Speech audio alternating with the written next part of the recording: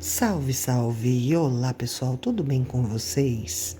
A carta do dia quinta-feira, dia 26 de junho de 2025, saiu a carta 5 de espadas.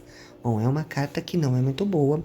Vamos ver aqui, né? Vamos falar o significado para o dia de hoje, ou seja, como estão as energias, energia de conflito, de briga, de discussão.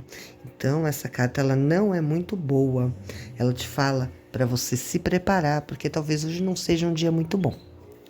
Para o amor, cuidado, evite brigas, porque você pode sair perdendo emocionalmente, então preste atenção.